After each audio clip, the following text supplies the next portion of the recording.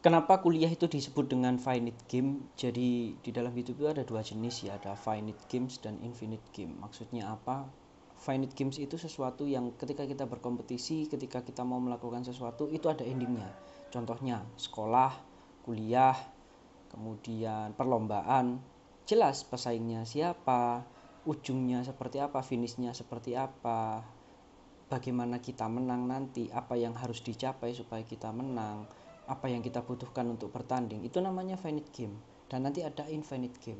Tapi Bapak hari ini akan cerita tentang kenapa kuliah itu disebut finite game. Kenapa? Ya jelas, karena kuliah itu tujuannya jelas, kita masuk dari seleksi, kita berada di dalam arena kompetisi yang bernama perkuliahan. Endingnya di mana? Endingnya ketika kita lulus dan mendapatkan gelar sarjana, apa yang dibutuhkan, semua ada. Jadi kuliah itu finite game. Kalau sampai kemudian ada mahasiswa yang kemudian bingung dan tidak bisa menyelesaikan kuliahnya, maka dia salah dalam menilai, dalam menganggap bahwa kuliah itu berat. Enggak.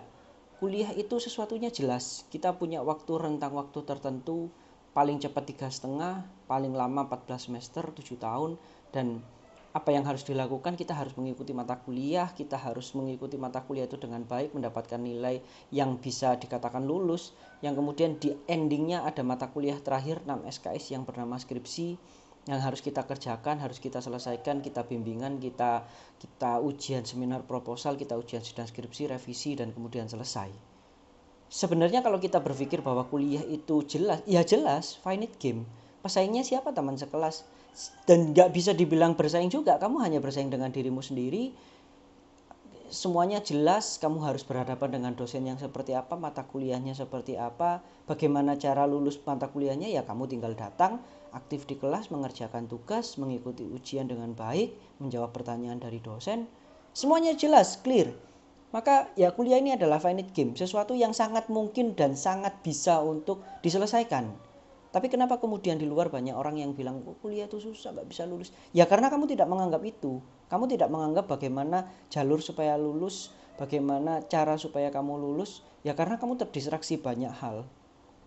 Kamu masuk kuliah, tiba-tiba banyak sekali hal-hal di luar kuliah ini yang kemudian menarik kamu ke kanan ke kiri sehingga akhirnya kamu lupa.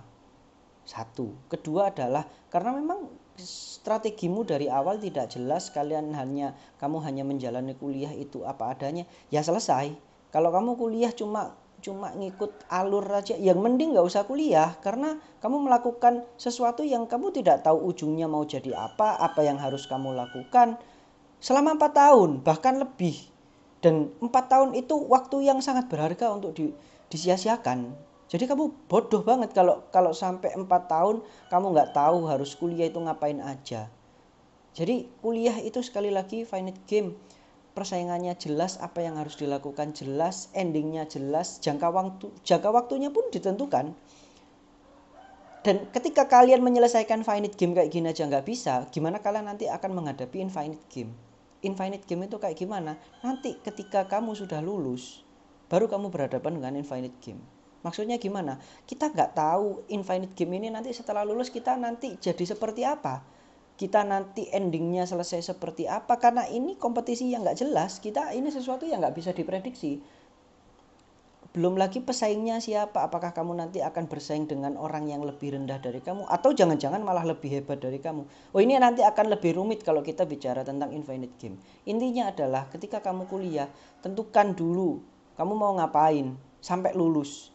Dan kamu harus yakin bahwa kamu akan lulus, karena kuliah itu finite game. Ada endingnya, ada ujungnya, ada tujuannya, dan kamu harus capai itu.